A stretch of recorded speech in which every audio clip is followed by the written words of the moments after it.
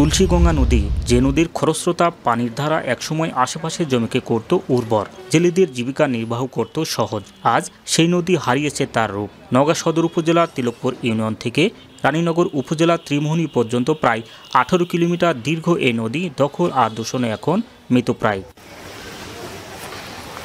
জয়পুরহাটের কালাই উপজেলা থেকে সৃষ্টি হয়ে তুলসীগঙ্গা নদী নওগাঁর সীমানায় প্রবেশ করেছে। এ নদীর পানিতে সচ্ছল ছিল এলাকার গ্রামীণ জীবন। জেলার ব্যবসায়ীরা নৌকায় ধান ও পাট সহ বিভিন্ন কৃষিপণ্য নিয়ে ব্যবসা করত হাট বাজারে।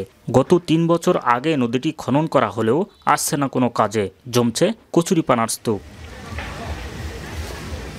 70-এর দশকে চিটকিতলায় স্থায়ী বাঁধ নির্মাণের পরই নদীর স্বাভাবিক প্রবাহ বন্ধ হয়ে যায়। বর্ষা মৌসুমে নদীতে পানি থাকলেও শুষ্ক মৌসুমে তা নিস্তেজ।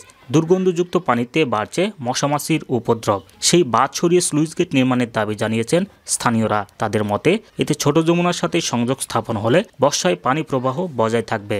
যখন ভরাট হয়ে যায়, পানি যখন বাড়ে, তখন এই জমিটা বিলের মধ্যে যায়, ধানের প্রচুর পরিমাণ ক্ষতি হয়ে যায়। আমাদের এই তুলসীগঙ্গা নদী বহুত দিন থেকে নদীটা বন্ধ আছে। এই পানি কোনো জায়গায় যেতে পারে না। এখানে বদ্ধ পানি হয়ে থাকে এবং মাছের চাষ করা হয়। আশা আমাদের ছিল যে খননের পর পানি প্রবাহ হবে, সেরকম পানির কোনো আমরা পাইনি। এসব দখল করার জন্য নদী ছোটা হয়ে গেছে। এইদিকে আপনার বাঁধ বান্ধা দিচ্ছে।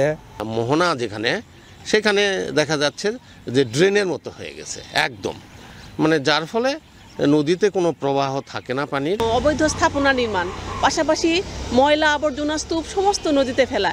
এইটা যদি পরিষ্কার পরিচ্ছন্ন না রাখা যায় তাহলে এই নদীকে কখনোই সচল রাখা সম্ভব হবে বলে আমি মনে করি না।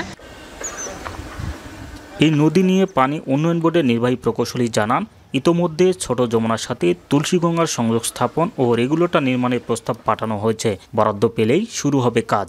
আমরা অলরেডি একটা সবুজ পাতায় ইনক্লুশনের জন্য, যেখানে দুটা নদী সচল, যে তুলসীগঙ্গা এবং ছোট যমুনার সাথে যেখানে মিলছে, সেইখানে একটা উইয়ার কাম রেগুলেটর, যেটা ওইখানে আবার ওই জায়গাটাও বেশ সুন্দর আর কি, একটা প্রস্তাবনা অলরেডি দেওয়া আছে আমাদের আর কি। অর্থাৎ আগামী এডিপিতে এটা ঢুকবে। তুলসীগঙ্গার স্বাভাবিক প্রবাহ ফিরিয়ে আনতে সরকারের কার্যকর উদ্যোগই পারে নদীকে পুনরুজ্জীবিত করতে। নদী বাঁচলে বাঁচবে কৃষি, পরিবেশ এবং মানুষের জীবন।